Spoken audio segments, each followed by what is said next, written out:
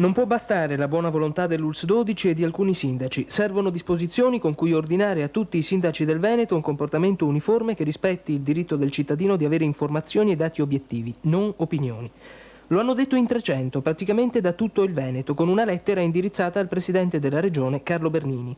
Si parla soprattutto di radioattività, ma non solo, anche dell'inquinamento dell'acqua. Si chiede informazione. Il fatto strano è che l'iniziativa non è una vera e propria petizione, non è stata pubblicizzata. È partita una settimana fa dall'idea di un amante della natura, Ruggero Del Favero, che vive a pochi passi da Nervesa.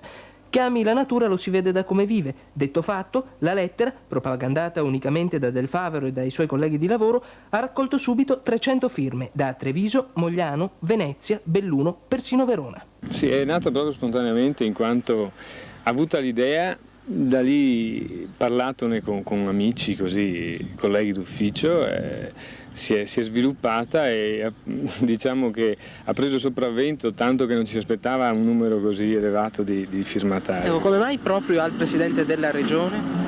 Ma perché in questi giorni si legge sul giornale, o almeno abbiamo letto, adesso non so di questi giorni ultimi recenti qui cosa abbiano scritto, no?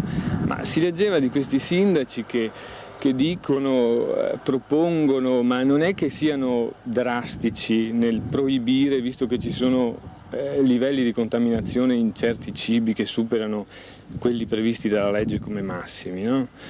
Allora, se non è il capo della regione che appunto impone ai sindaci di avere un comportamento uniforme. La lettera è stata consegnata ieri a Palazzo Balbi con un allegato, un articolo che riporta uno studio sperimentale sulla capacità di alcuni composti estratti da alghe marine di inibire l'assorbimento intestinale di metalli tossici. L'informazione per i firmatari è l'unico modo per avere gli strumenti per salvaguardare la propria vita. Non si attendono quindi risposte, ma fatti concreti.